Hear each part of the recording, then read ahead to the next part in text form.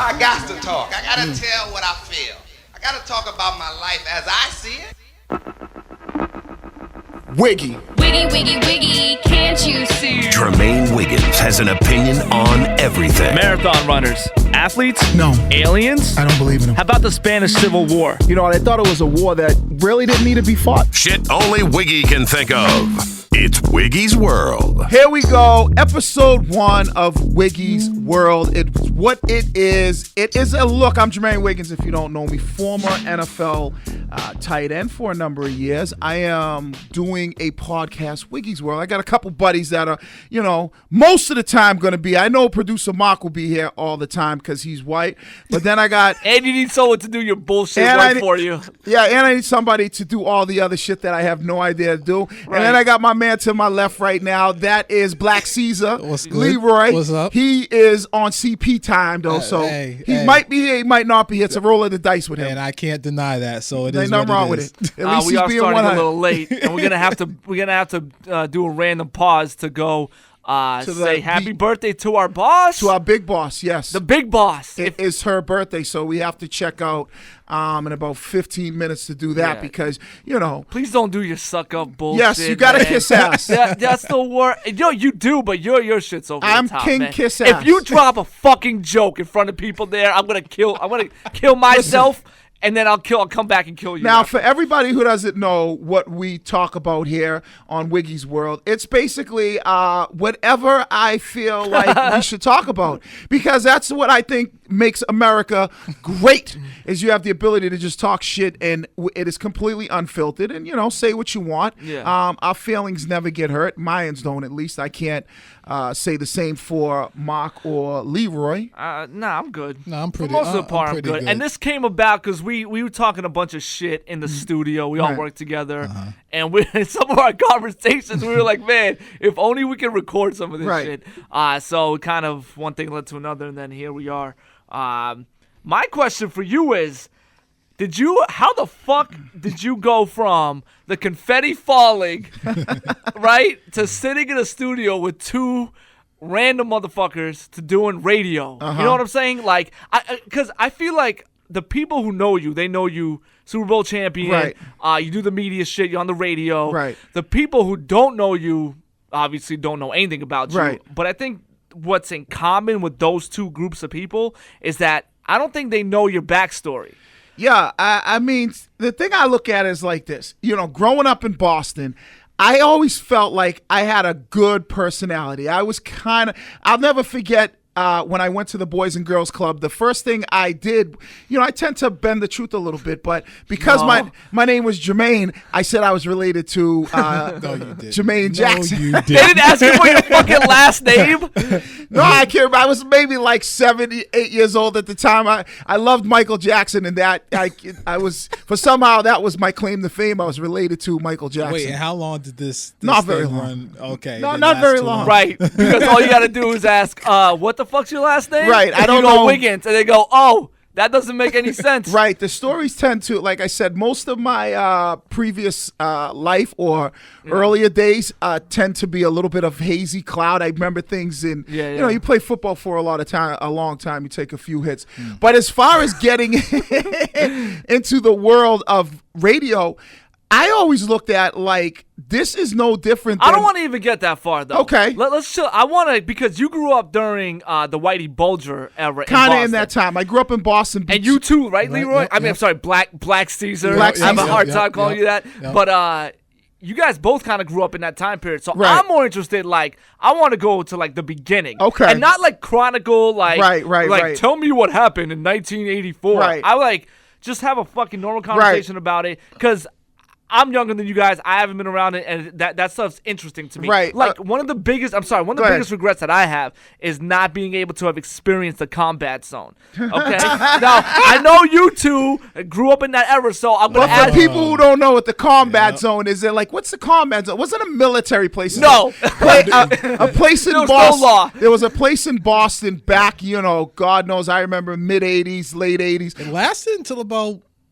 late 90s. Like there was remnants of it Right. left over. They were phasing it out. Yeah. But the It was a last bit sexual was- yeah. district for prostitutes, junkies, Oh, drug man. dealers. You know, That's what I'm and talking if you about. wanted to frequent the dirty movies and that kind of movie Right. theaters, Yep. that's what the combat zone Right, was, right. and that was like. And when I say in my wheelhouse, I mean like I was a teenager, I'm like 14, 15-year-old kid growing up in Boston. You ride Yeah, the subway, yeah. you know, you kind of get familiar. But for me, I grew up in that era of, you got to understand, right? I am a kid who grew up in a single parent household. So I never knew my dad, never met him, Yeah. couldn't pick him up, couldn't pick him out in a lineup. Did your mom ever talk about him? We did, but it wasn't much. It was just like, I wasn't the Oprah kid, the Oprah crybaby kid that Yeah. needed to sit on the couch. Like for me, it was just a part of my lifestyle. Like, you know, I knew Right. a lot of kids who grew up without their dad. It was just, he wasn't there. It was what it was. We didn't really talk about it. Yeah, he'll send you a birthday card. It never came, and you kind of kept moving. But my mother's Italian, so I grew up as a kid who looked black because I'm, you know, obviously half black. My father was black, but I obviously took on traits of looking like a black kid. You know, I wasn't like the mixed like Mariah Carey, Derek Jeter. Right, you don't right, really right. know like this kid could be white type deal. Yeah. It was like, no, he's black. Right. And so, but my mother's Italian, so I only grew up in an Italian household. So it's like I kind of got the best of both worlds. I went to a predominantly black high school. Yeah. So, and I lived in an area that there was a lot of, you know, East Boston at the time was really all Italian. But Right. because of playing sports and being a boys club kid, we traveled to a lot of boys clubs throughout the neighborhood, which were at Dorchester, Roxbury. So interacting with black kids wasn't like an issue. I wasn't, you know, like there are some kids who grow up in an area where they only see white kids and they've never get to experience black kids. That wasn't it for me. I kind of got to experience everything because of Right. So you're kind of able to cross those Right. back and forth. But back then, was the city, I mean, Boston's notoriously known for, like, being fucking racially divided. Right. But, like, how much worse was it back then? Can I speak? jump I on it, noticed yeah, man. Because where'd you grow up, okay, Black Seas? I grew up in Grove Hall, Right. which is Okay. Dorchester. So okay. All right, so if you from Dorchester, Roxbury, Mattapan, Hyde Park, Eastie, any place, forget even just that. If you are a person of color, Yep. black, Yep. there were certain places like I feel like my parents let me know like when I could first comprehend anything like Yeah. Southie was off limits. Yeah. South You Boston and Charlestown were off limits. You absolutely don't even step foot over there. Everywhere else, you were pretty much cool. Right. You could go to Eastie, even though Eastie was a majority Italian. You could go there, you know. But Southie, North End, you could go to, but you couldn't go to Southie. So, like, and okay, Charlestown. so then in East Boston, right, you never felt anything from that community? Yeah. I mean, obviously you feel it but the thing about, see, this is the difference, I think. You feel the racial divide, Yeah. but you have to understand, and like Leroy says, that when I went to school, right, Yeah. and especially when I went to high school, even though I went to East Boston High, which was in a predominantly Italian neighborhood, Yeah. the school was predominantly black. So a lot of those kids that lived in Eastie, Yeah. some of my Italian friends, they went to a school where they interacted with black kids okay. from playing sports and that kind of Okay. thing. So that, you know, that was always part of it. So it was like they Right. were used to seeing black kids before. And the same with the gotcha. kids in Southie. You know, Southie at the time, even though like you didn't go to Southie unless you were Irish, there might have not have been a lot of black people that lived in Southie, but all those kids that lived in Southie that went to Southie High, they dealt with black kids. Right. And so, you know, there was racial divide. I mean, but that was just part of the culture, you know? And I think another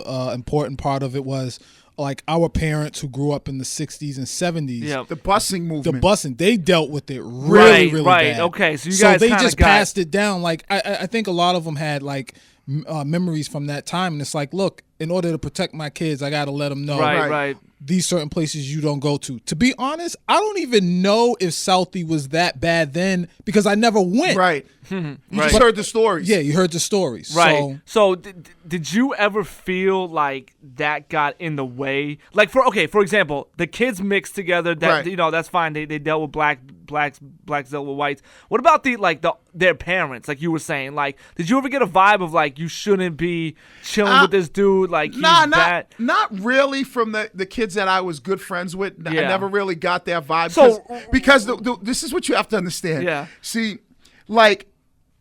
You don't like the thing. I lived in so many different places all over the country, right? Yeah. The way this is what makes Boston great. They didn't look at it as black, white. Yep. Like even the white kids that I grew up with, they weren't white kids. They considered themselves Italians. I got you. Yeah, Italian American. So when you said to them, like, like if you said, "What are you?" They say, "I'm Italian." Kids in Southie, they didn't say they were white. They would say, "We're Irish." You know what I mean? Right. Even though they were born in Boston, they were born in America, they lived in. That's how they looked at themselves. So even the kids in Southie, they didn't like the Italian kids. Right. If you weren't Irish, they didn't fuck with you. Right. So it had nothing to got do you. with being white or black. It was more about the way they categorized themselves. You Right. know what I'm saying? Yeah, I know what you're saying. So then, when did you start getting into like athletics? And Well, all? as a young kid, as a boys club kid, see, a lot of us. How old is that? I would say maybe 7 or 8 years old. A lot of kids back then, growing up in Boston, there was a lot of boys and girls clubs, and I don't know for you how it was, but for me, that was the biggest thing. It was about boys and girls clubs. So going there, it was either you went to the boys and girls club, or you hung out on the street with the wrong kids. Okay. And so that was where sports. Did your mom push you that way, or you were like kind of digging sports? No. You Your mother usually said, "All right, for me, like I said, a single parent household. My mother got to work a bunch of jobs. Where can I put my kid so he can be safe? So he doesn't get caught up in the wrong So like stuff." after school programs. Like and after school stuff? programs, you know Gotcha. what I mean? Those type of things, the social centers, that kind. Yeah. So, and then when you go there, sports is just ingrained because of the way we are out here as sports fans. So Right. it's like, Bruins, Celtics. And so you learn, Right. playing street hockey, playing basketball, playing wiffle ball, stickball, whatever it is. And that's kind of how you get into sports. And it's either Right. you do sports or you generally got in trouble, or you were headed down that path. Do you feel like today, if let's say you were growing up today, you think sports would have been that big in your life? And the only reason why I'm asking is because today it seems like kids have other options, Right. And they're distracted, Right. So like iPads, right? So shit. if they were growing up in a single family home, I'm not saying that their parents wouldn't push them to, let's say, the Boys and Girls Right, Club. but they know that they're safe in the house if they're Yeah. just sitting there playing Xbox or some Yeah, bullshit. You think Like, you still would have? You know what? That's a great question. I don't know because, like, everybody I knew back then, that's all we did. That's all you had. Right, You know what I right, mean? That's all we had was, so everybody I knew, it was either you like I said, you were either at the courts playing basketball in the summertime, or you were hanging out on the corner doing whatever. So that's all you knew. So it's like, I don't really want to hang out on the corner and sell drugs and do this and do that. So let me go down in the court and play basketball.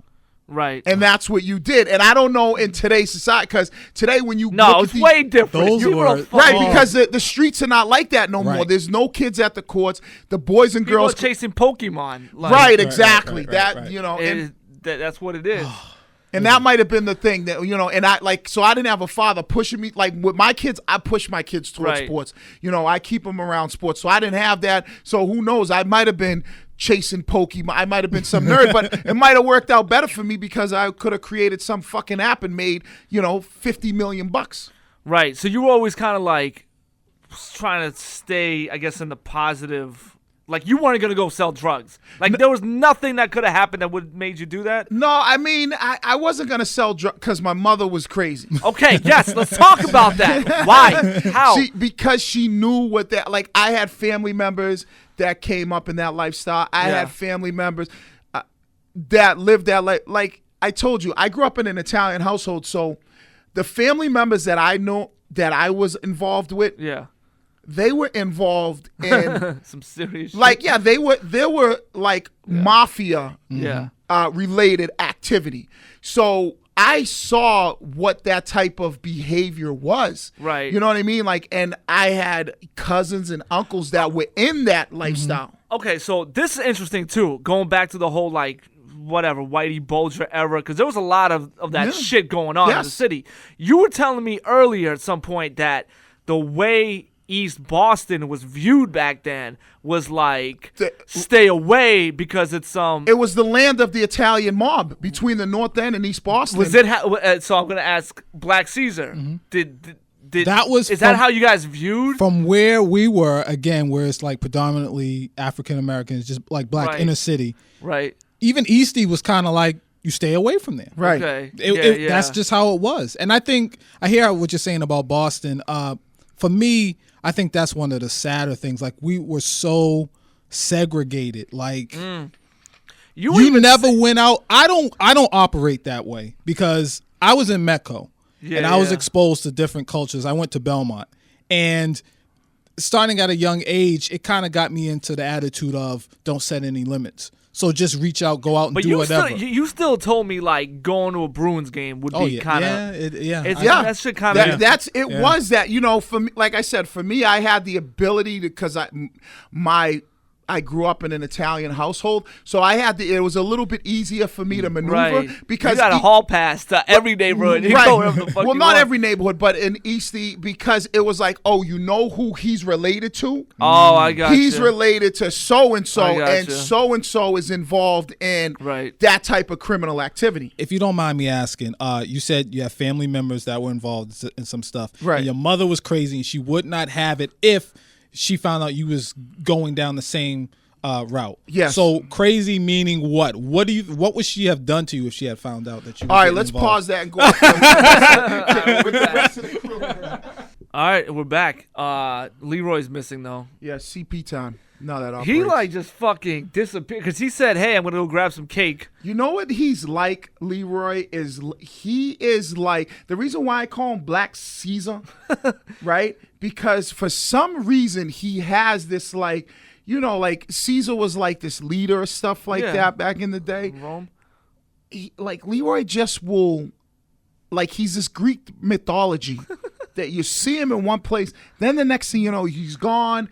And then he appears out of nowhere. Yeah, I don't know if Caesar's the right one. Maybe I don't know. I just like Black Ghost. Caesar.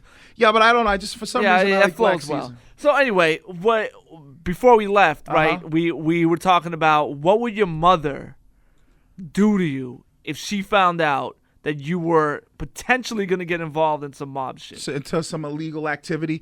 I think she would have killed me. Okay, no, but I mean, she was very, like I said, you got to understand, she grew up where I had family members like that. My uncle was involved in that lifestyle. Have you ever seen some shit? I have cousins. Yeah, I mean, you know, there was plenty of stuff that was going on in the house. My uncle, you know, was you know, selling drugs, numbers, all types of crazy shit. All that stuff that was, you know, I remember I was, oh God, how old was I? I might have been 10 years old. I was young. I was in that range, 10, 11, in that. Yeah. And there was my grandmother, I did, you know, I would always go to the corner store and that kind of thing, the market and whatnot.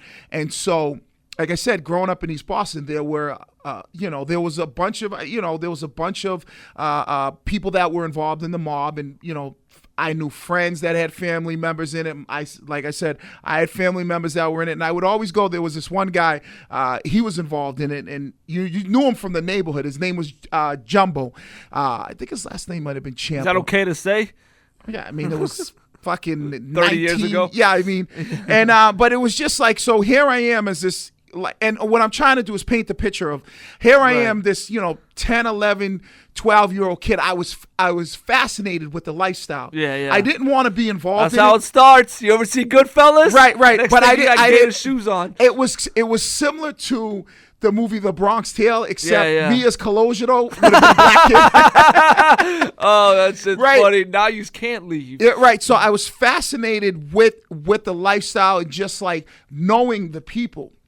Yeah. And so, my grandmother would always send me to, because she knew all of them. She knew all of them because this is your mom's mom. my mother's mother. So she knew all. Her name was Helen Ferretra. And you guys were all living in the same. Yeah, we all lived in the same, pretty much. I lived in an apartment, and I lived with my mother and my grandfather in one apartment, and my grandmother lived next door in another apartment. It's kind of how it worked. And so I would always go to the corner stores and stuff like that. And there was, like I said, this guy Jumbo, he was involved in it very heavily.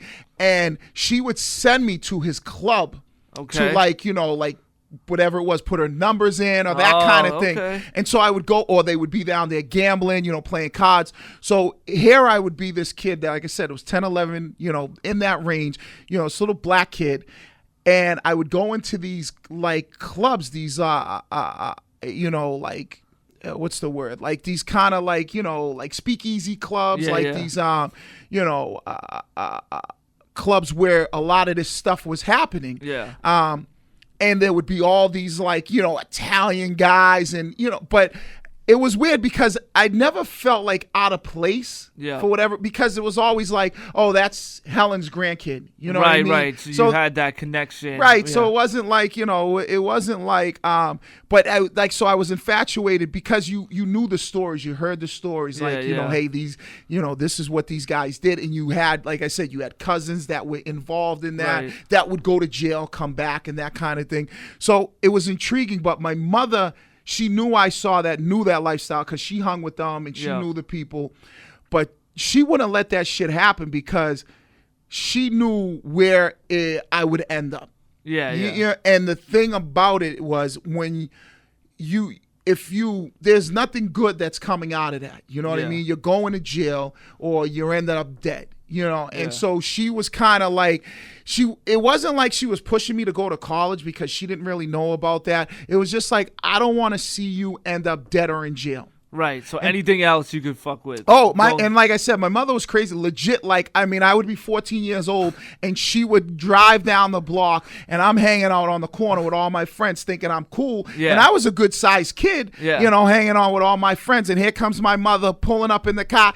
Get your fucking ass in the car. I told you when the street lights come on, you bring your fucking ass. And that's how my mother was. Right. And it was she ruled. It was I'm not going to let these streets. So she was the father and mother figure. She had no choice. She had no choice. Why did she bounce from your dad? Or is your dad even alive? I have no fucking idea. No, my dad, he died probably. Oh, so he's not even alive? Wow. Yeah, he died maybe, I know it was after the Super Bowl. We won the Super, maybe 2004. Did he ever hit you up? He did. After he found out that you had... Yeah, later on, he hit me up. I had, I talked to him. I only remember talking to him a handful of times. Yeah. I remember I was 12 years old. Yeah. And I'll never forget, I played hockey as a kid growing up. Yeah. And he called me. Yeah. And he said, because he lived in New York, he called me and he said, I'm going to send you a hockey puck. So I was all geeked up. Imagine this 12-year-old kid geeked up over getting a hockey puck.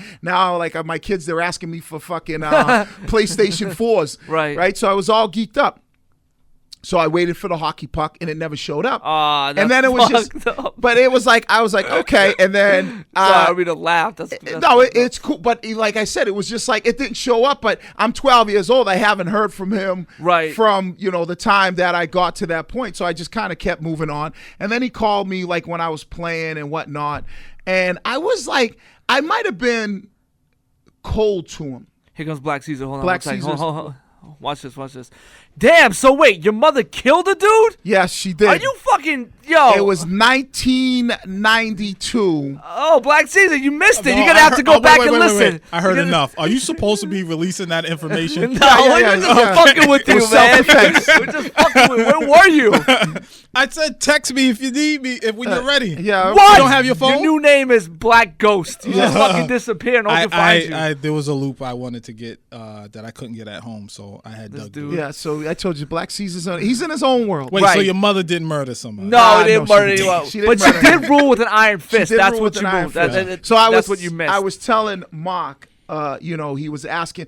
We got on about my mother and that kind of thing. And when I said, because I grew up in an Italian family, and some of my family members were involved in that kind of stuff. And he asked about my father. So he said that he was going to send you this puck. Yeah, my father was supposed to send me a hockey puck when I was 12 years old. He never did. He never did. But to me, I didn't really know him, so I hadn't seen him. I couldn't pick him out in a lineup. And then later on, he contacted me, and maybe in 2003, 2000, so after we won the Super Bowl, and I talked to him a few times. Did he know you won? Like, he knew I played football. Okay, how?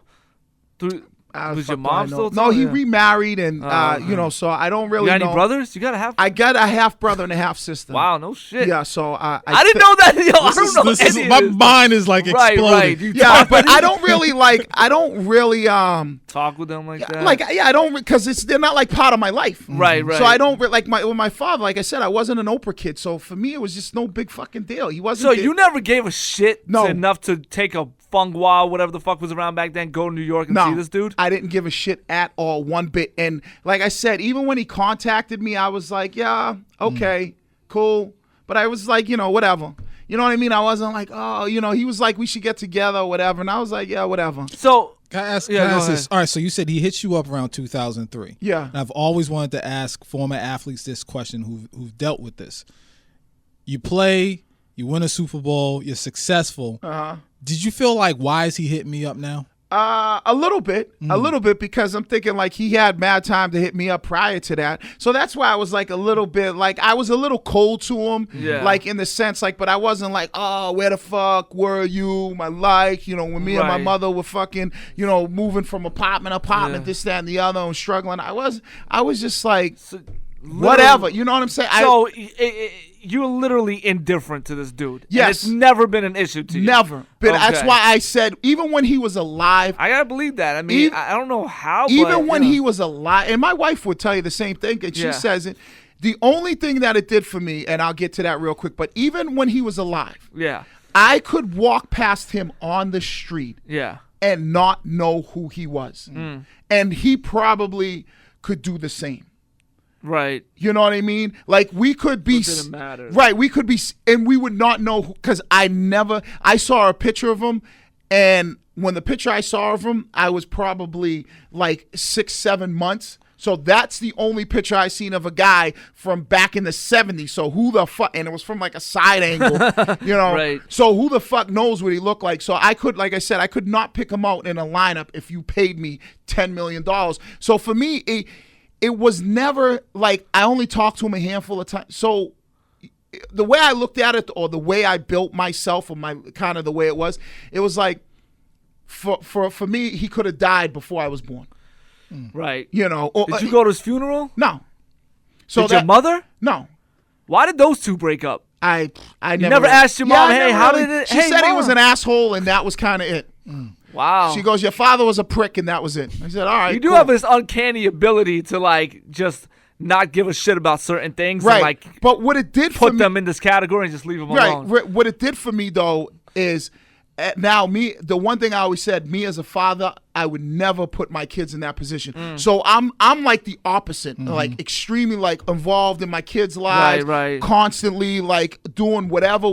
Even if I wasn't with my wife, I would still be because I was like, I wouldn't want to know like I got kids out there. I wouldn't want to be like my dad was, like, I got a kid out here. Yeah, that's the fucked up thing. Like, how do you know you have a kid and then you're just like people do it all the part time. of the culture. Yeah, that's stuff. So I was crazy. Like, it was what it was. And I always say I'm not one of those Oprah kids. I'm not gonna fucking cry about it. Yeah, so what? My dad didn't show up. Big deal. Right, I got you. All right, so far we got you growing up in East Boston during this era. A lot of the people you're chilling with or know family members are involved in this crime shit. Your mom's like fucking Stalin, ruling with an iron fist, pushing you to like do sports. So when did you first kind of start noticing that? Okay, I'm a little bit above the rest, maybe athletically. I knew like from jump early. because was it partially because you were like one of the only black people in a fucking all-white neighborhood? No, it wasn't that. It wasn't that because there were a lot of good athletes that were white, but like I said, growing up in the boys' club, we would travel with our like basketball team from the Boys and Girls Club in East Boston to Dorchester, to Roxbury, to other Boys and Girls Club and play against them. And when I was younger, I played BNBL, which was a summer basketball league, and you probably know about this. Yeah. And it was different leagues throughout the city, and then towards the end in the playoffs, you would then go around the city and play against other teams. You know, they had like 13 and under, 15 and under, whatever. So for me, it wasn't because of the kids I played against. Yeah. It was because I was big. I was big for my age, and I just took to sports. I was just like, you know, that's what we did. We played football in the streets. I didn't play organized football till I was in high school.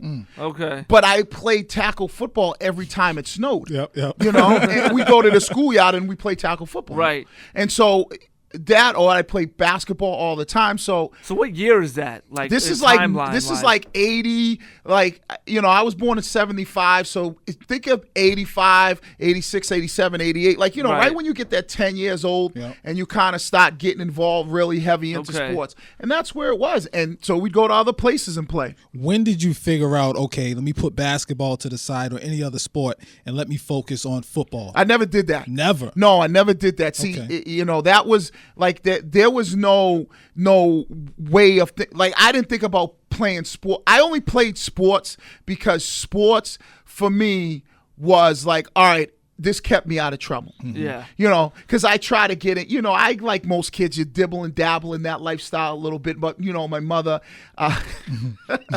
like, my mother would, you know, like. You got to get her on this for one. That would be class. Like, she would, you know, but, you know, like. Wait, hold on. Did your mother ever catch you anywhere and, like, and get in trouble? Yeah. Oh, yeah. All the time. I'll never forget, me and my cousin, we stole a car. Oh. We crashed it in Chelsea and Admirals Hill. All right, and what happened? We run from Chelsea to East Boston nonstop. And your mother found out? She found out because the guy that we What did she do? Oh, God, she fucking... You know, she like, you know, I mean, she got to a certain point where she couldn't really beat me no more. Like, I know the feel. I know. Like beating back then, you know, when I was growing up, and I still like I have no problem with like parents who hit their kids. Like, but it was like, you know, she had this big piece of wood or anything she could grab her hand when there was a broom, and she would wail your ass.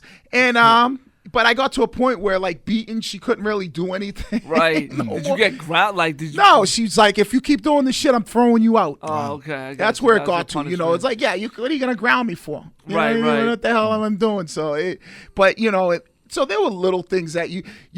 But I think for me, and the biggest thing is the kids around me. I started to see what ultimately the choices were. Yeah. You know what I mean? So there were kids that, like, I remember I'd be in high school, and I remember going to high school, like, you know, being there all week. You're on there on a Friday. I'm sitting next to a kid. I never forget the kid's name. His kid's name was John Delver. And I'm sitting there, and he sits like a couple seats in front of me. And on Friday, come back on Monday, and it's like, damn, what happened to Delver? Did you hear he got killed over the weekend? And so for me, that was all I knew, kids that would come in school that had been shot. And that was the biggest thing for me. It was like, I don't want to really. Now, they were coming from East Boston? No, they were coming from all over the city. They were coming from Dorchester because you got to understand, if you lived in the city of Boston, you could go to any high school you wanted to go to. And so we got a lot of kids from Dorchester, Roxbury, Mattapan that would come to Eastie. So that's how it was. And then I knew kids that just from, kids that were Italian that would live in that lifestyle that would end up, you know, dead or in jail for, the shit that they were doing. And that, to me, that was the biggest thing. That was, you know, obviously my mother being part of it, but that's ultimately, as I got older, was why I didn't want to. And I think it's very important that, because there's going to be a lot of people listening to this who don't know anything about that era. Right. And like, or man, Boston at all. Or Boston, and I'm like, man, was it really that It was crazy? the Wild West. It was ridiculous. And I think at that time, In what sense? Why? oh my was gosh, dangerous. it was very dangerous. From where I was and what I remember, crack was just the main problem. Okay. It destroyed everything. I grew up where we had bars on the first floor windows.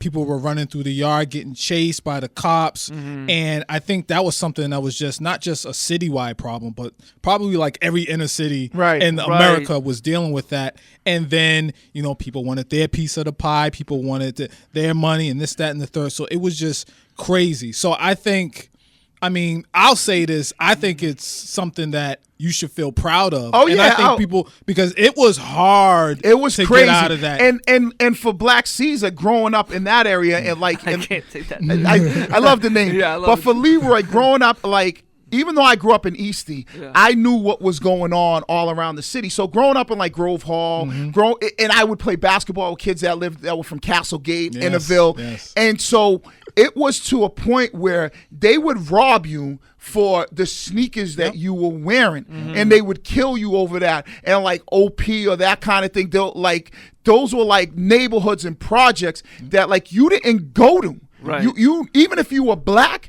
you stayed out of it. If you weren't from OP, you didn't go to OP. If you were from OP, you didn't go to Castlegate. And that's kind of how the neighborhood was. And it was a Wild West. It was like shoot and stab and constantly. And the thing about it, which was a little bit different from where I grew up, it wasn't as wild of a West where shootings, and I remember this was funny all the time, is a lot of the kids that I played basketball with, a lot of the black kids I played basketball with, when I would go over their house and sleep over, we'd always sleep on the floor, right? And they would always be like, I would be like, yo, it's wild out there. And they would be like, listen, we're not coming to East Boston. See, out here, at least it's just people driving around doing shootouts, Nobody, it's Wild West.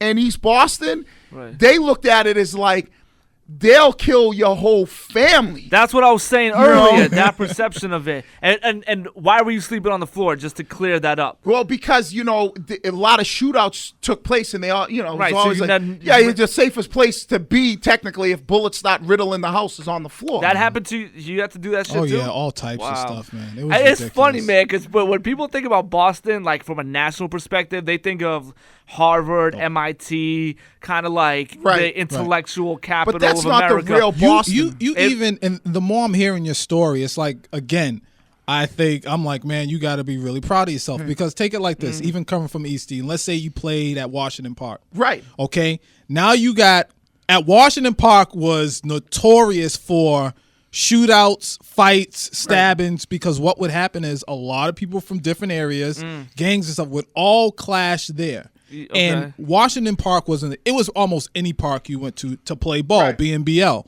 And to come out of that basically alive, Right. Yeah. and I gotta salute and give And you that's credit. what I say, like, because a lot of people didn't. right, a lot of Who people had didn't. the talent. I knew a bunch of one of my best friends from high school, Jamal Jackson. Unfortunately, his life was cut short as a basketball player because of just the environment.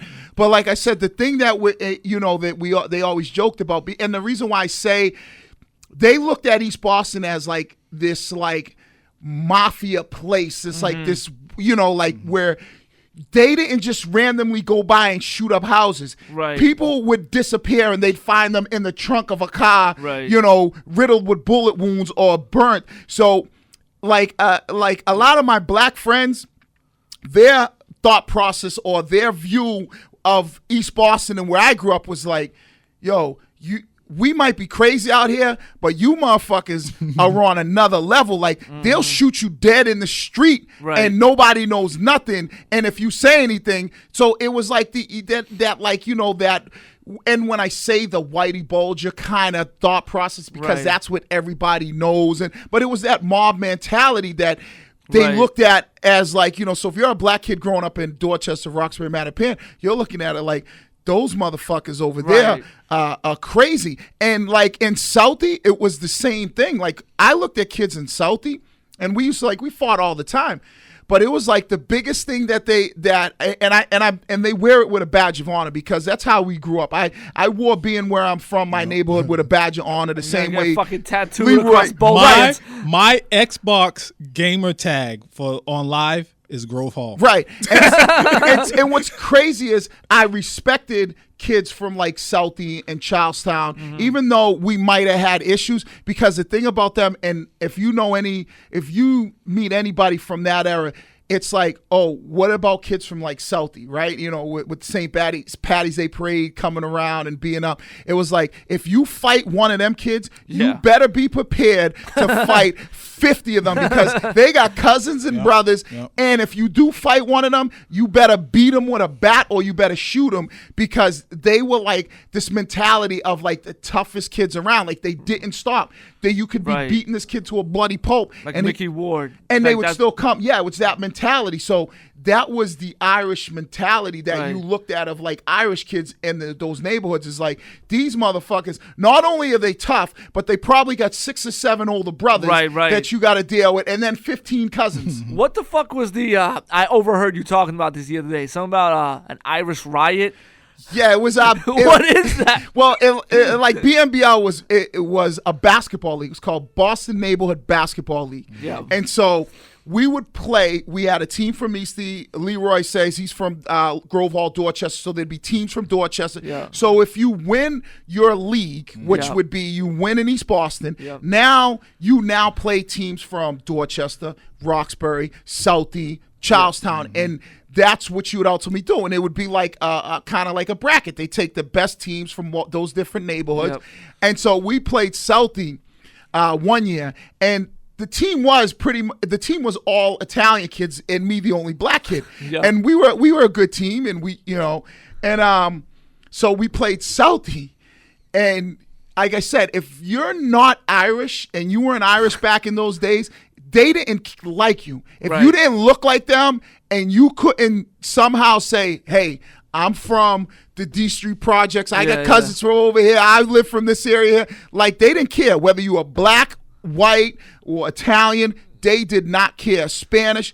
So we were playing in a basketball game, and it was like we were in Southie playing. And we were playing, and they had fans. You know, they were calling us all types of names. You know, all types of, because we're Italian and black. There's guinea this, nigga that, blah blah blah. You know, that's what they're calling us. You know, and we're like, we're right back at them. We're like, fuck you, you mix, and this kind of bullshit.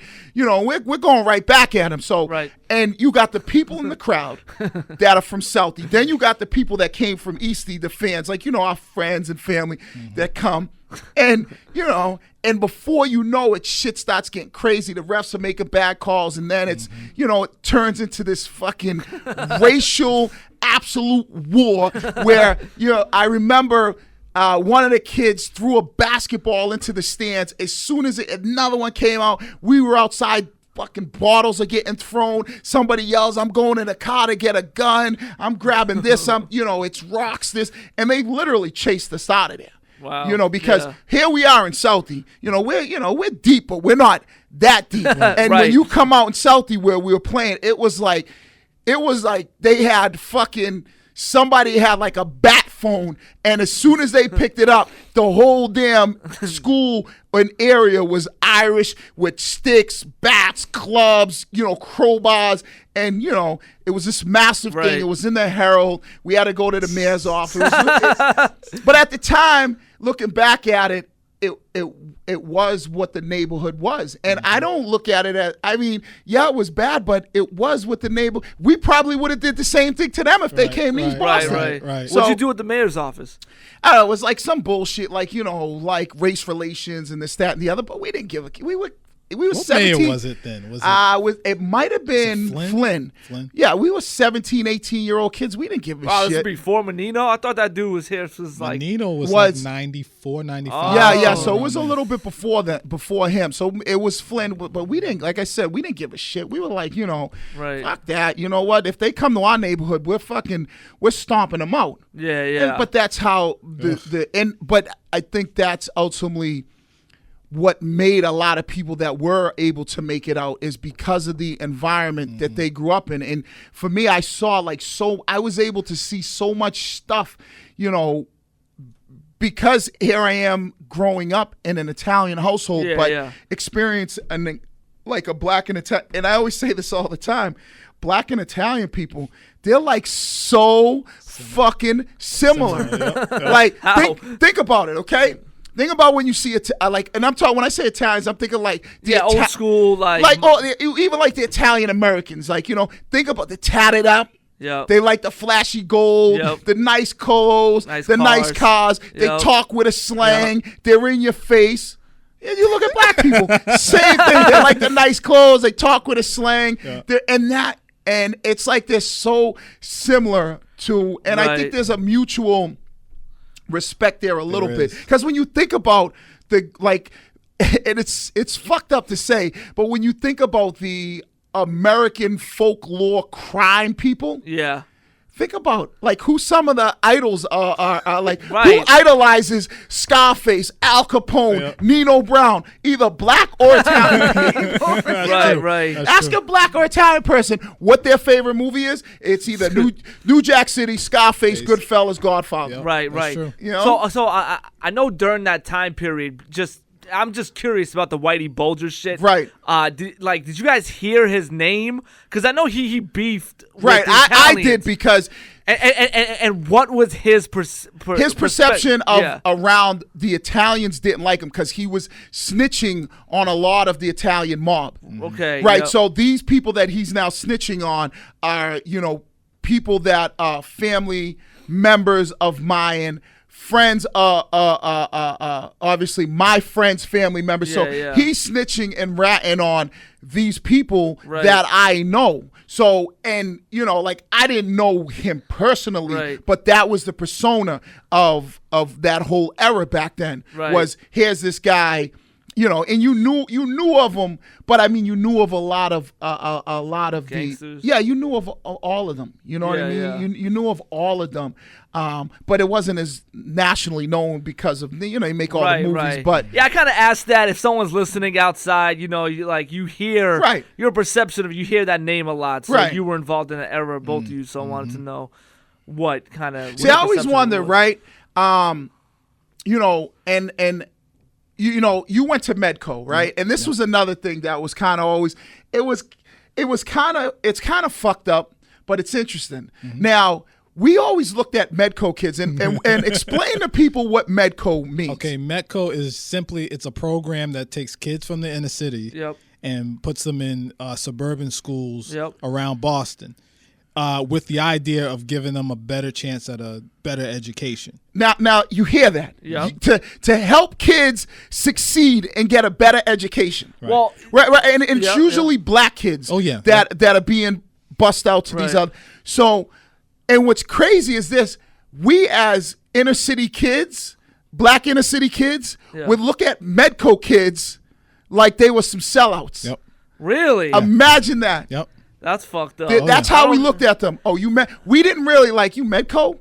Man, you a bitch. It was like, that's how it was. You look at it now as an adult, you look at, here's a kid who's trying to make his way out. The parents are like, fucking, it's like a lottery to get in that thing, right? It's not easy to get It's into not Medco. easy. My sister, who's older than me, got in first, and then after that, it's kind of like your siblings kind of get in. Okay. Or But whatever. initially, it's tough. But So the parents are trying to help the kids out. Right. While Like you little nowadays, motherfuckers are making fun it's of like them. you're born and your parents literally got to go and sign you up because the wait's that long. That's insane. And, And usually you might be able to get out if you're a really good athlete. They pop you to the top of that list. But it's like that, and that's the thing. And so I always.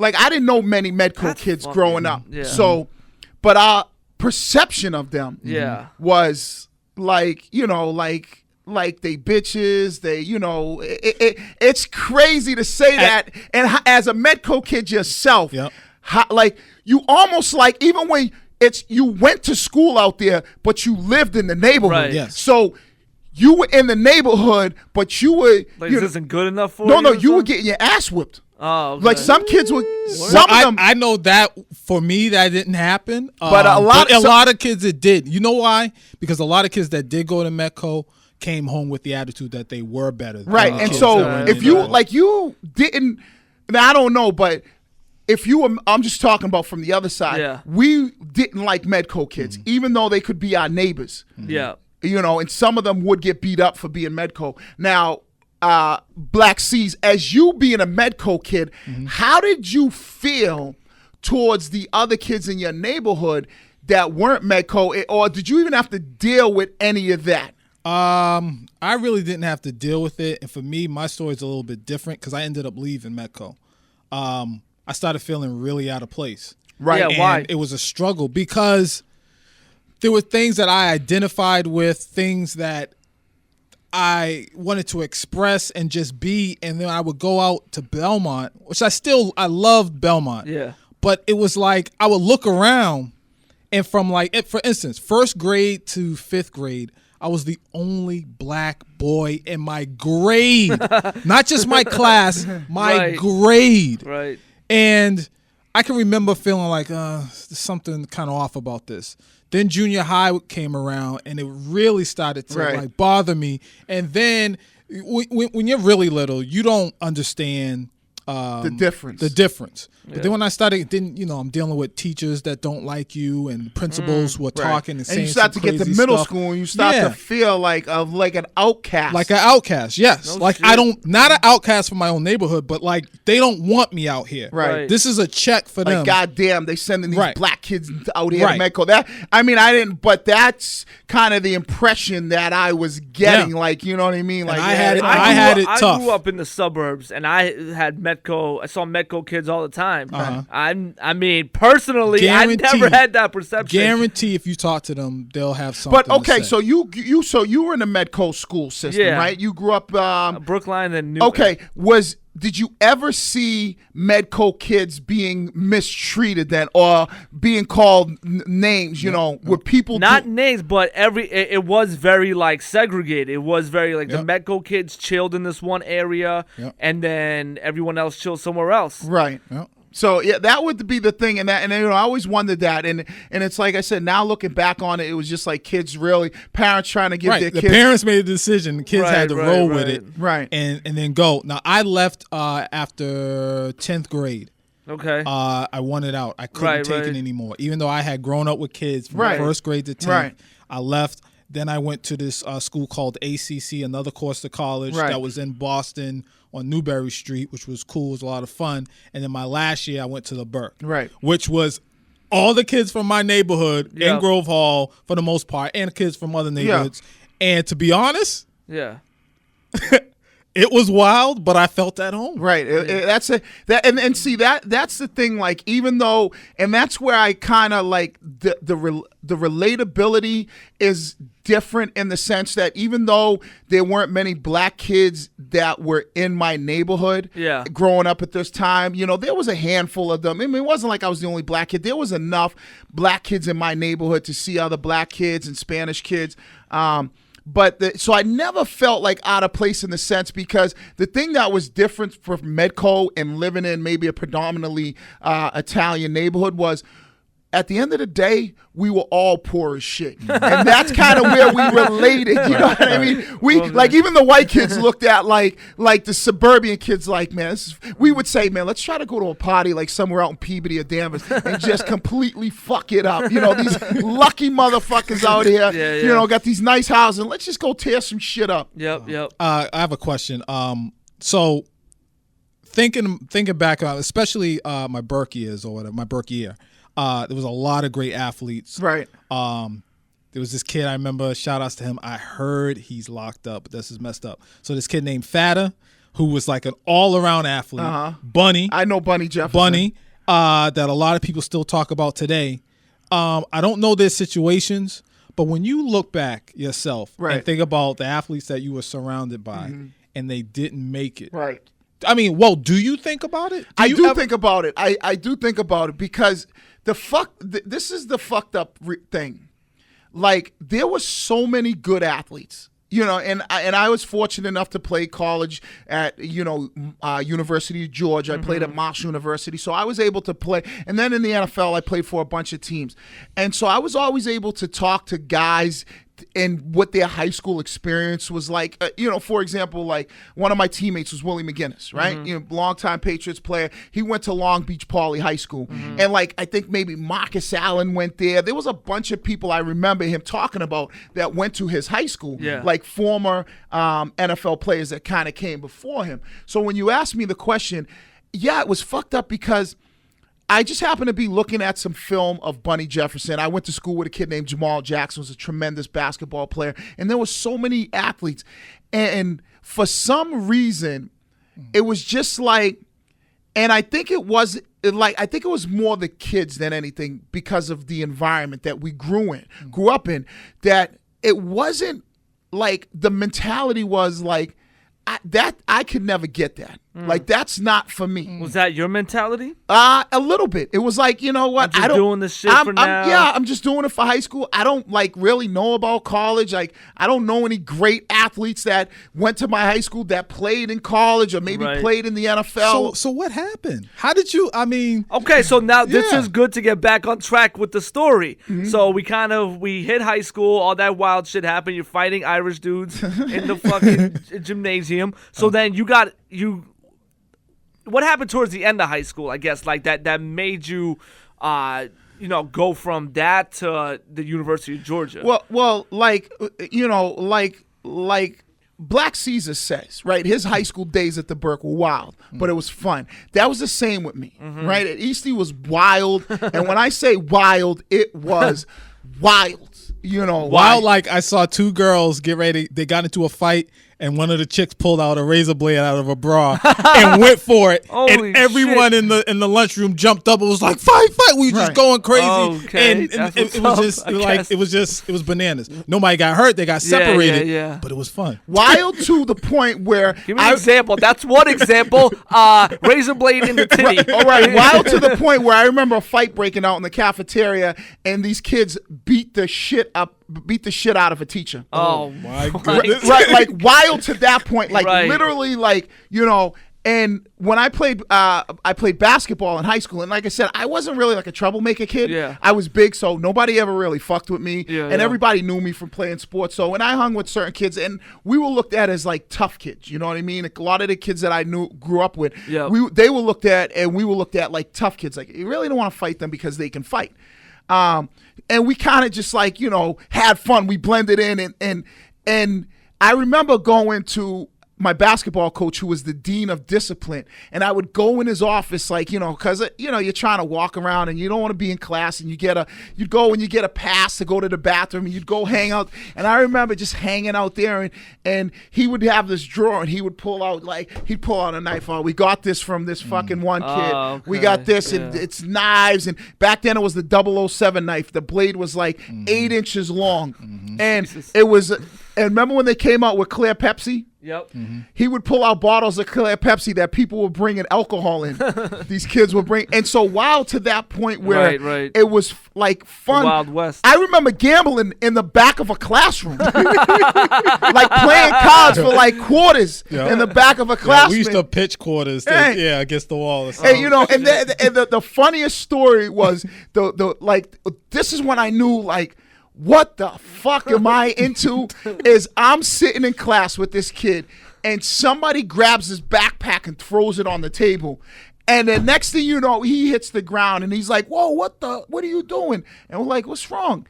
And he's like, he opens up his backpack, and he got a burner in there. He got a gun in his backpack. And it's like, okay, so like, the gun could have accidentally went off and killed somebody. And so that's how wild it was. And I was like, but it never really dawned on like it's crazy. It was almost like this is what you knew. It was normal. Yeah. And for me, the sports, so as I got on later on into high school, towards my senior year, it was just really, I never really envisioned going to college because I didn't know anybody to go. What were you doing sports-wise at that point? Like, I was playing basketball and football. Okay. And then what positions were you playing? I was a quarterback. You were a quarterback? Yes, in high school. I was a quarterback from my sophomore, junior, and senior year. and I was a linebacker on defense. You were the quarterback. I was the quarterback for East Boston High School for 3 years. For 3 years. Wow, that's the starting crazy. quarterback. And I was a basketball player. I was a better basketball player. That was what I did. You know, I was a good football player, but basketball was what I was known for. Yep. But What I knew made you known? Well, just I was a good basketball player. Like you, okay. You know about kids in the take city. over games. Yeah, you know about kids in the city, Yeah, and you know yeah. just from playing different city kids, Yep. playing BNBL, playing AAU. You Yeah. knew everybody kind of knew like Right. what players were. Okay. And so I was a good basketball player, but I never like was. I was good, but I was like 6'3" and I was a power forward, so I wasn't good to the sense of like this kid's gonna go play college somewhere, right? It's just like he was a good high school basketball player, and for me, it wasn't like I was trying to go to college because my mother had a couple famous sayings when I was a kid growing up. Go ahead. And those were, first off, we don't, like when I wanted stuff, money-wise, those were, first off, we don't have a pot to piss in or a window to throw it out. That was one. Okay. Then it was, I want you to look out the backyard. Tell me if you see a money tree out there because money don't grow on trees. And then the last one was, listen, our last name is not Rockefeller. So it was like, for me, I remember when I wanted a pair of Jordans back in 1986, the very first pair, and I told my mother they were like $80, and she was like, "You're out of your fucking mind. There's no way we're going to Tello's, and you better find some Olympians or something else." So for me, college was out of the question because I always thought it was about money. Like, Okay. you know, I always thought you had a shitload of money to go to college. Okay. So yeah. I was like, So what was your plan then? my plan was to just, when I graduated high school, I was going to become a cop and then a detective. Okay. That was Interesting. my plan. That's what I wanted to do because I knew police officers made good money. Okay. And- Was that the main reason? Yeah. Okay. Yeah, they knew they made good money, and it was Right. like, you know what? Here's a job that, you know, I don't want to sit in no office. I mean, Yeah, you know, yeah. I can, you know, run the streets, have a good time, and fucking Oh my God, this dude was the most corrupt motherfucker on the planet. maybe crack a few skulls every now and then with a badge. Like, that was the thing. You get paid for it, right? You know, I'm like, I remember the cops when I was a kid growing up. They would, like, chase you for fucking hanging out on the corner drinking a fucking 40 ounce. And Right, it was like, right, you know, right. throw you a quick beat and throw you in the back of the meat wagon and, you know, call it a day. So that was my that was my thought process, was never to, like, you know, that was what I was gonna do. Right. And, you know, I was like, my mother was like, I can't afford to send you to college. Right. And because of playing sports, that Yeah, ultimately, so what happened with that specifically? Now you're playing those two sports in Right. senior year. and I get Northeastern, the coach from Northeastern, his name was Barry Gallup. He's at Boston College now. He's like the assistant athletic director. Oh, cool. He comes to my house and Yep. and says, "Hey, we would love for you to come to Northeastern on a scholarship." So I remember taking a recruiting So trip these there. people all scouting you. Yeah, well, I mean, it was Northeastern and maybe Rhode Island. It was like two Okay, schools. yeah, yeah. And so I was like, all right, cool. And my mother goes, well, he comes in, he sits in my house, and my mother goes, oh, how much does I have to pay? And because she's like, you know, if it costs any money, he's not going to college. Yeah. We can't afford it. Yeah. And he's like, no, he'd get a scholarship. And you don't have to pay anything. So Right. she goes, oh, okay. Well, guess what? This motherfucker's going to college. You know? Right. She's like, he's going to, how much? And she's like, how much money do I get? You know? I'm like, Right, Ma, right. you get no money. Right, That right. was her biggest thing, was how much money does she get for me Right. going to college and getting a scholarship? But that's ultimately how it worked. And then when I was in high school and I'm looking at Northeastern, I'm looking at Rhode Island, and I'm like, all right, I'm gonna go to one of these schools or whatever, So, you know. so there were scouts from Rhode Island too. That Yeah, I came? went. I remember taking a recruiting trip to Rhode Island Okay, and yeah, that yeah. kind of thing. And I remember, you know, going there and you're like, okay, so I'm gonna go to college and play sports. Okay, that's Yeah, what I'm yeah. gonna do. I'm gonna go play football. And Now, when was this in your senior year? Like, this was probably halfway like through? Yeah, this probably was like midway through my senior year, Okay. like maybe October, November, December, around that Okay, time. okay. And so so before December, you're like, I'm gonna be a cop, and then after December, you're like, all right, I'm probably just gonna. yeah, that's exactly right. And so I remember doing that. Yeah. And so, okay, so I'm going to go to college. And then my buddy said to me, you should go to prep school. And I had no idea what prep school was. Yep. And he was like, well, you can go for one more year, after high school, postgraduate year, and you could play tight end because Northeastern wanted me to play tight end, and same with Rhode Island. So I was like, but I was a quarterback. Like, you can go there and play tight end, and then you could get help on your SATs because that was my biggest thing. I struggled on the SATs. I needed a 700 to be eligible to play, but I couldn't get a 700. What'd you get? It was like fucking, I don't know, 5 and some change. Yeah. And you get 200 points for putting your name down. That's true. You know? Yeah, and so that was the thing. And I was like, fuck, you know. And he's like, you should go to prep school. Yeah. And I was like, all right, I'll look into it. We looked into prep school. Yeah. My mother asked the same question, how much is it going to cost? Right. It's not going to cost you nothing. Yeah. Am I getting money? No, you're not getting money. All right, well, you can go to prep school. And that was in Bridgeton, Maine. Okay. So that's when I went my senior year. After my senior year, I graduated high school. I went to Bridgeton, Maine, and played for Bridgeton Academy. For 1 year? For 1 year. Okay. And, then and they helped you with your SATs? They helped me get my SATs, and then I think and then midway through the season, I got into it with one of the teachers or towards the school year. Oh, they must have been like culture shock. Yeah. It fucking made this dude. Yeah, it was like some racist thing, and I ended up leaving school. Okay. Yeah. What So do you mean? What? Talk about that. What the fuck's that about? Like I said, I remember things like sparingly. Yeah, yeah. And I remember the teacher saying something to me that I felt was racist.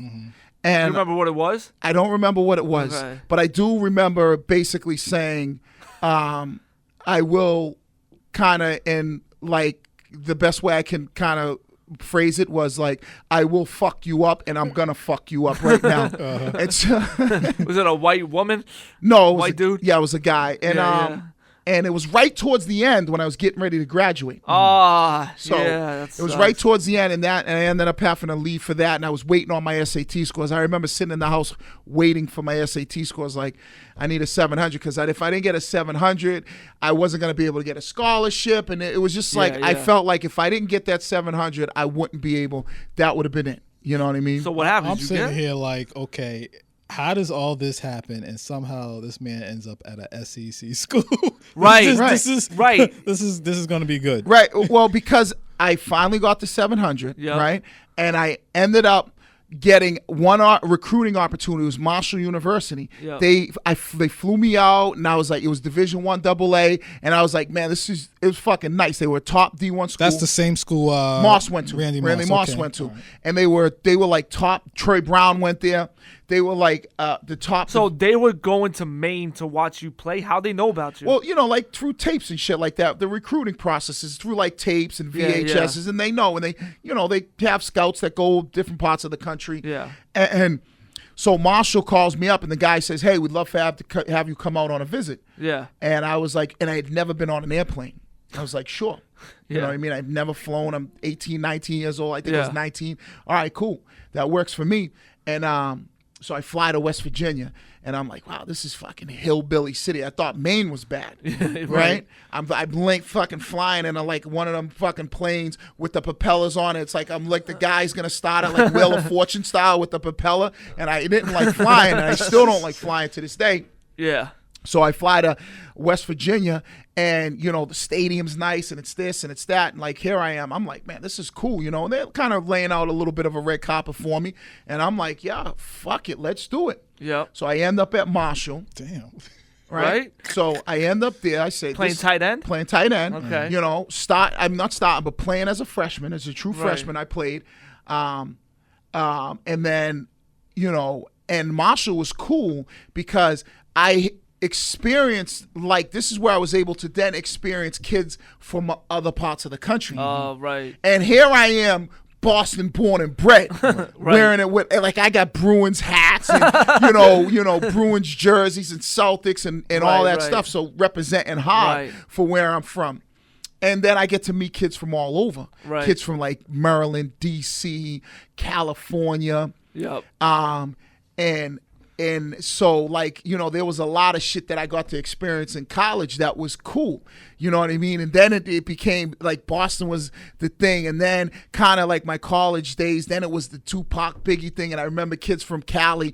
Then it became the East Coast, West Coast beef was big at the time. I remember wearing the Timbs with one leg, pants leg rolled up. And so with the experience of that was unique. now I got to experience a different. So how'd you get to UGA? So I'm at Marshall. Yeah. Freshman year I play. Sophomore year I play. I do pretty good. I Yeah. catch a bunch of balls. My head coach from Marshall takes the head coaching job down at the University of A Georgia. little bit of luck right there. A little bit of weird, good timing. It is good timing.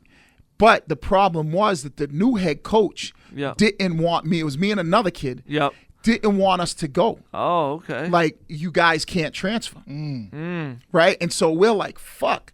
And it's crazy. The reason why I end up going to Georgia, I don't know if you're familiar with the dude named Jason Williams, played basketball. Yeah. He used to call him White Chocolate. Yes. I don't know who that is, but okay. He was a very talented basketball player. Yeah. He played in the NBA. He's going to be in that Ice Cube 3-on-3 league. Is he going to be in the Ice Cube 3-on-3? So he's a talented basketball player. Okay. You know, like one of the best players in the country. Yeah. And the year that my head coach goes to Georgia, the basketball head coach, which was Billy Donovan, goes to the University of Florida. Okay. Says, I'm taking Jason Williams with me. Okay. You know, so Jason Williams is talented, and what he ends up doing is he has to go through this whole court case. Okay. Because they didn't want Jason Williams to leave. Right. So he has to now go through this whole court case. So me and the other player, we're kind of like piggybacking off of Jason Williams and waiting to see what the whole result is. Right. And he ends up winning his court case, so where he can go to Florida. Right. And they ultimately say, the coaches at Marshall ultimately say, all right, you and the other kid can go. Wow. But that's it. And then, you know. Can you imagine that shit? If that didn't happen, you just stay at Marshall? I would have stayed at Marshall. Wow. Okay. And then when I left to go to Marshall, Moss came in. Okay. Oh, so Moss is younger than you. Yeah, Moss, he's a year, he was a year behind me. Okay. So when I left to go to Georgia, Randy Moss came in. To replace you? No. Just came into school. Okay. He was just in so the system. if it would have worked out, I would have been playing with Moss at the time. Okay. So, but I ended up going there. Moss came to Marshall, and I was Right. at Georgia. Okay. And that's kind of how that worked out for me. But it was the only reason why I ended up at Georgia is because of Jason Williams. Wow. That's crazy. That's a cool story. Have you talked to this dude? Like Jay Will? Yeah. I mean, I ain't seen him in forever, but I knew him. But, you Did know, you tell him what your story was? He knew because he knew that me and the other kid was Alandis Gary, played running back for the Denver Broncos, and he knew. We all knew. We're like, Right. you know, and you know, we knew Jason from playing basketball Right. with a lot of those kids, you know, pick up, and so you know, that's how we ended up. Like, you know, he ended up knowing and that kind of thing because it was a big. Right. It was a big deal at the time because I was good. I was a pretty good player as a sophomore. I caught like 55 balls, and the running back we had, he was good, and Jason Williams was good. So Right. it was like they didn't really want us to leave because they knew they were losing good players. Yeah. So then fucking from there to UGA. Yep. And what was the experience there like? Just It's just, you know, for me, the experience, because at that time, here I am, maybe 19, 20 years old. I end up meeting my wife at Marshall, and then when that's where you met. Yeah, okay. and then when I go to Georgia, where was Marshall? West Virginia. West Virginia. Okay. So when I go to Georgia, I end up basically asking my wife to marry, because she was like, "Listen, if you want to be with me, you got to do something." Because if you go to Georgia, there ain't no way we're staying together. You know what I'm saying? Because it's just at a distance. She wasn't really having that. And so I was like, fuck it. I remember coming home all summer and working at Alamo, at Rent-A-Car, driving the buses, trying to make enough money to buy her a little engagement ring. Right. And I end up, you know, being in college, asking her to marry me, like this was what, 96? Yeah. You know, and then... So then she went with you to Georgia? She comes down with me. Did she finish her And no, she didn't finish her degree. She comes with me. Wow, what a trooper. Right. We end up having our daughter a year later in 1997. So here I am as a college, like, you know, call it a college junior, because I had to sit out my first year at Georgia. I couldn't play. Right. So I had to sit out. Okay. And I could Why? practice, because when you transfer, to wait. So you kind of lost a year almost? No, I didn't lose a year. I still have my 2 years that I left, because I left as a sophomore, so I still have my junior and senior year, but I could not play that next season. I had to sit out. Okay. So then how many seasons did you play at UGA? 2. Okay. So I sat out 1 and then played 2 more? Yeah, so I sat out 1 and then played 2 more. So how old are you at this point? I was, let's see. At the end of UGA? At the end of UGA? Yeah. 24. Okay. You know. So then, little known fact, you didn't go right from UGA to the NFL, right? Or did you? Yeah, I did. Oh, okay. I was just going to fuck myself. Yeah, I did. I went, Okay. I was undrafted. I went from after I graduated UJL, after I finished playing football there, You were in the draft. No, I wasn't drafted. I was done playing football. So But you knew you were going to the NFL. No. Okay, No. that's the little known fact I'm talking about. Because usually people perceive it as like you play for a school, you're in the draft, you get picked up, you know where you're going to next, but you didn't know. No. I was an undrafted guy. I was hoping that somebody maybe sneak in and get drafted, but if not, sign a free agent contract. But there was no guarantee, so I didn't really know. I was training like my next step is to ultimately play in the NFL if that happens. Right. But I wasn't necessarily like, oh, that's gonna happen. I got you. You know what I'm saying? Right. And then that's how. And then I end up training, and that's how. So I think that's a good place to stop, because up next is the motherfucking NFL, where we got to find out some real behind-the-scenes shit. A whole nother level now. Whole nother level. Many chapters in the life. But yeah, like you said, we will dive into that next time, because it's time for us to get the hell out of here. My man Mark, my man Black Caesar, I'm Wiggy. I am out. Wigs out. Biatches.